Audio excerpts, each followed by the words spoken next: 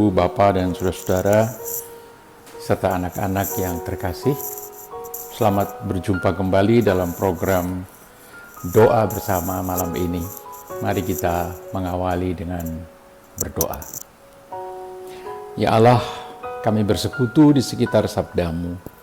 Biarlah sabda-Mu dijelaskan dan mencerahi perjalanan hidup kami dari hari ke hari. Amin. Pembacaan Alkitab akan diambil dari 1 Samuel pasal 9 ayat 15 hingga ayat 27. Tetapi fokus kita adalah pada ayat 22 hingga ayat 24. Dan saya beri judul Mari Makan Bersama. Mari Makan Bersama. Bagian Alkitab yang terdiri dari 3 ayat itu akan saya baca di tengah nanti. Sebab bagian Alkitab yang akan kita baca ini bercerita tentang makan bersama antara Samuel dengan Saul. Di tengah-tengah 30 tamu undangan, dan ayat-ayat itu sangat menarik karena berpusat pada kegiatan makan bersama.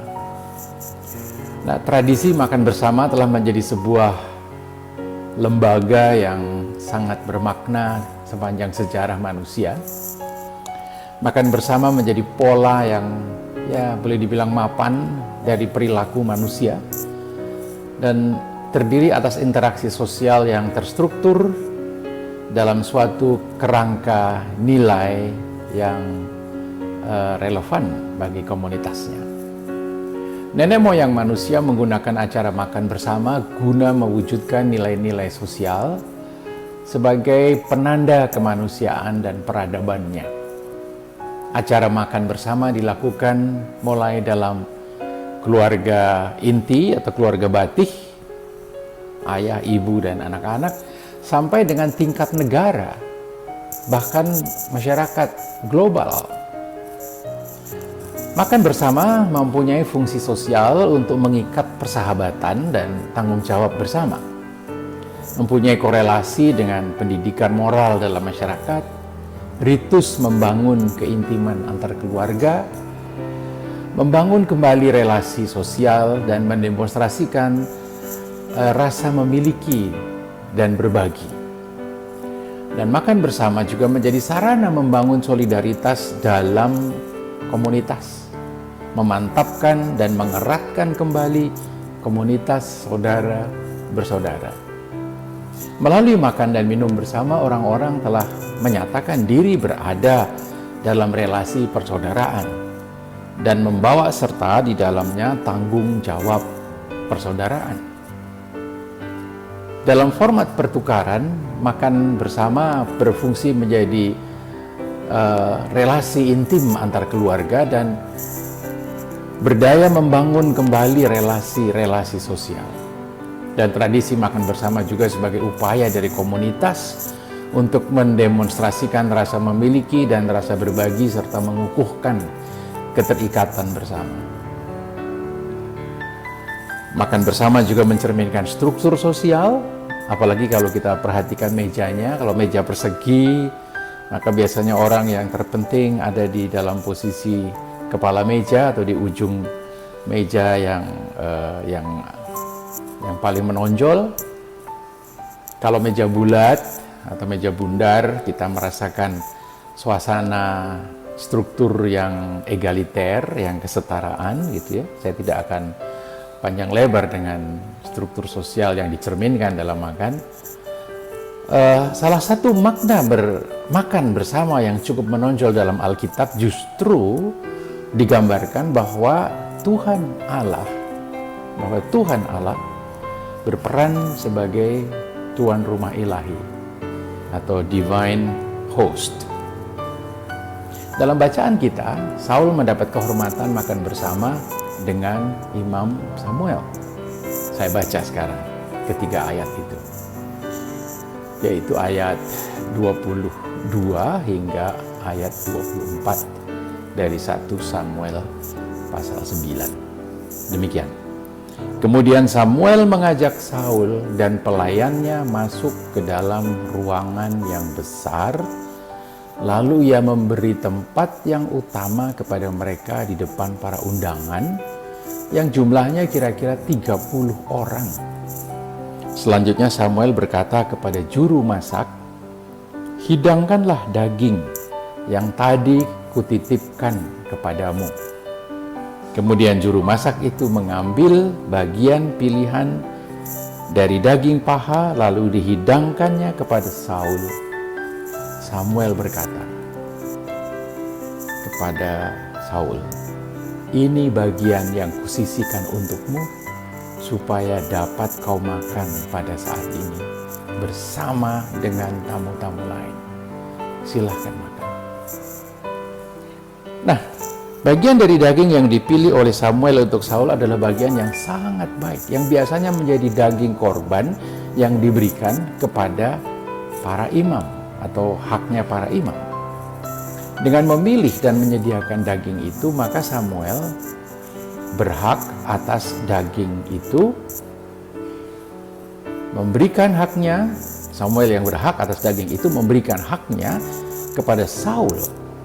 Dan pemberian ini bermakna simbolis bahwa Saul di masa depan akan mempunyai keunggulan di atas para imam Israel. Di dalam ritual makan bersama inilah peneguhan pilihan Allah atas diri Saul untuk menjadi raja Israel yang pertama dinyatakan atau diproklamasikan. Padahal siapa Saul?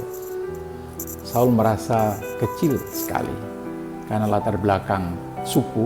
Dia berasal dari suku Binyamin, suku yang paling akhir dalam 12 suku, dan keluarganya, keluarga yang tidak berarti dalam suku Binyamin. Demikian menurut pengakuan dari Saul sendiri pada ayat 21. Nah, perhatikan apa yang terjadi pada makan bersama di atas. Yang pertama, Saul diberi tempat yang utama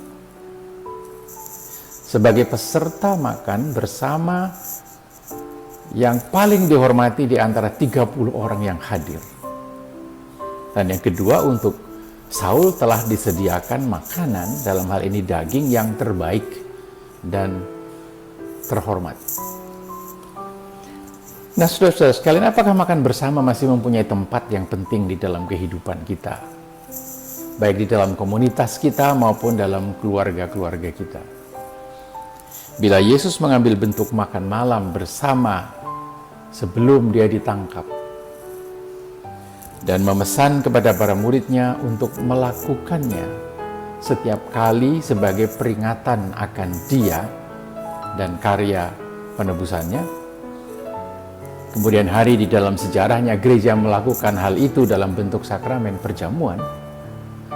Maka harapan kita ialah semoga sakramen perjamuan sebagai sebuah wujud makan bersama Tuhan pada meja Tuhan tidak kehilangan maknanya karena sikap kita yang meninggalkan esensinya. Amin. Mari kita berdoa. Ya Allah, Bapa, Putra, dan Roh Kudus, sejatinya Alkitab mewariskan sedemikian banyak simbol-simbol keakraban, relasi sakramental, baik dengan dirimu maupun di antara kami sebagai umat-Mu dari generasi kanak-kanak hingga para lanjut usia. Namun kami sering melupakan atau kurang memahami esensi simbolik yang kaya makna itu yang terkandung di dalamnya. Kami hanya sibuk dengan memelihara bentuk-bentuknya saja dan melupakan esensinya. Ampunilah kami ya Allah. Ajarlah kami untuk senantiasa setia dan bersedia mempelajari kembali hakikat dan makna terdalam dari simbol-simbol yang sangat kaya di dalam Alkitab yang diwariskan kepada gereja-Mu melalui pembacaan dan pemahaman Alkitab. Simbol-simbol yang menolong komunikasi kami dengan diri-Mu dan komunikasi kami dengan sesama kami dari berbagai tingkat usia. Tolonglah kami ya Allah untuk melihat kehadiran kasih karunia dan anugerah-Mu melalui simbol dan tanda yang akan kami terima melalui sakramen perjamuan yang akan kami terima dalam beberapa hari ini.